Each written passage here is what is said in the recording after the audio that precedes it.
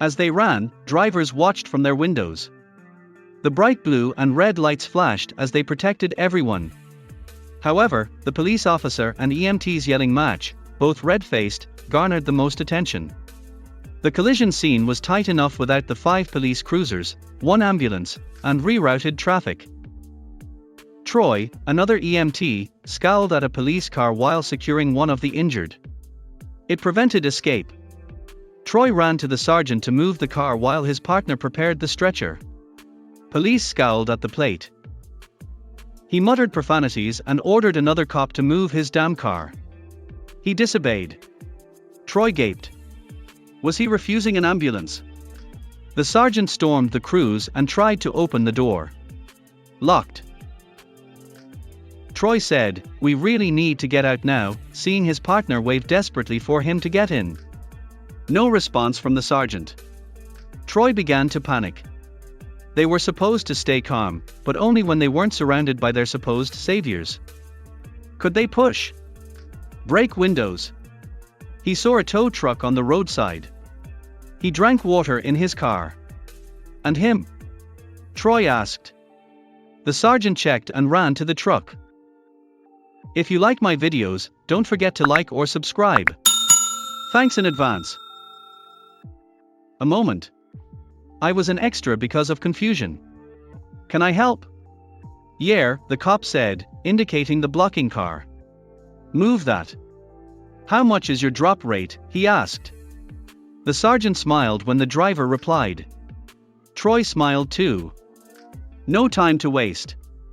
He returned to the ambulance, told his partner what happened, and waited. Hooked it. Tow truck drivers pull out long cables, hook them around hard points, and flip the lever. The motor squealed and the line tightened, lifting the cruiser's front. Pulling to the roadside grass was enough. Troy saw the young cop hit. Troy heard as they passed and Sergeant told them the rest of the story. Young cop was furious. His ears smoked more than the accident. He demanded his vehicle. He shrugged. I drop $100. Are you insane? He raged. Sarg, you won't let him do this. His boss crossed his arms and reminded him that moving vehicles blocking emergency services was legal. Angered, the young officer persisted. 40. Finished. The burly driver shook his head. Nope. Drop fee $100. 50. 100. Pulling it away will make it more. He sighed and took out his wallet. He gave the driver for 20s. The young man jumped in his car and squealed away after the hook and tires hit the ground. The sergeant released and laughed hard.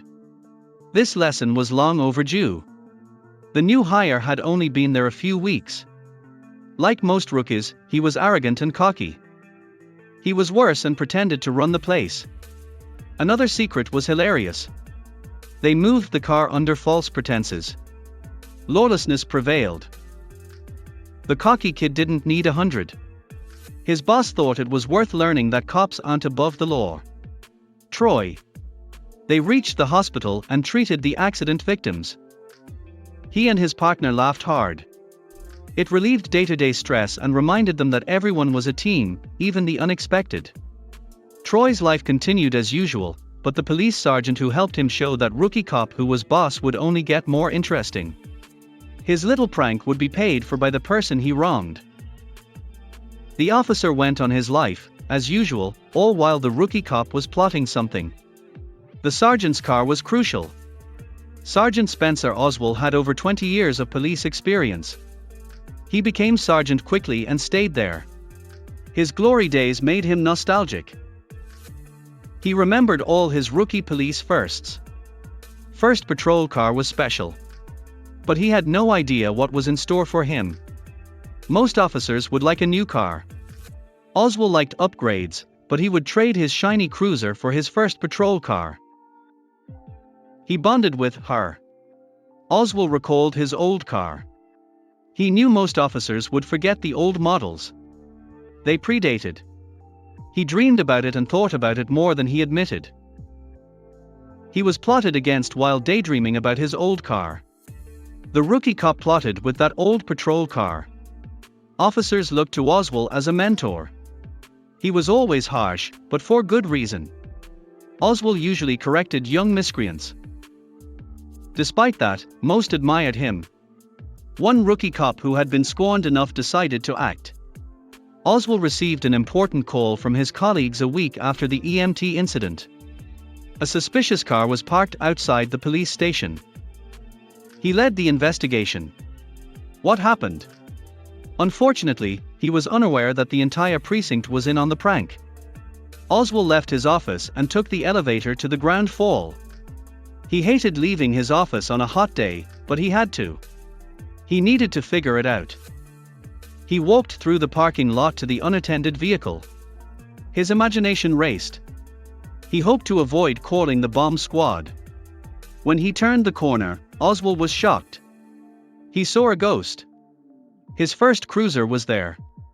Isn't that impossible? He inspected the car with morbid curiosity. He saw something odd then. Oswald was very suspicious. Someone caused a major issue. He considered who would want to do this to him. Then he remembered the rookie cop. He had to have turned around. He saw the same man with a big smile behind him. How was this a joke? He looked inside the cruiser. Everything matched his old car. When he examined every part of the car, that stumped him. Same interior. Same paint. He knew this was not his car. Oswald had one major issue. Paint. It looked freshly touched up. Not his first car. Impossible. Who made it 1-to-1? The rookie cop's angle was. He found out in a second. Oswald looked smugly at the rookie cop behind him. Why? Why go to all this trouble to get back at me? Stuttered. The rookie cop approached slowly. He smiled wide. He opened his mouth with a hand on his shoulder. I proposed it to the other officers. We want to honor you as a mentor. One older officer told me you missed your old patrol car. The rookie officer proudly told Oswald. This moved Oswald. The precinct's help amazed him. He regretted being suspicious. Oswald snapped. Especially in dangerous situations, he never showed emotion. He couldn't hide his mixed emotions. His tears glistened and his voice broke. Many thanks. I'm hard on you guys because I care so much, he said, hugging the rookie cop. Oswald drove the cruiser minutes later. He felt like a rookie on his first patrol. He revved the engine uncontrollably. For a special man, this car. He'd never forget their help. His second family was the precinct. Thanks for watching. I'll see you again in the next video.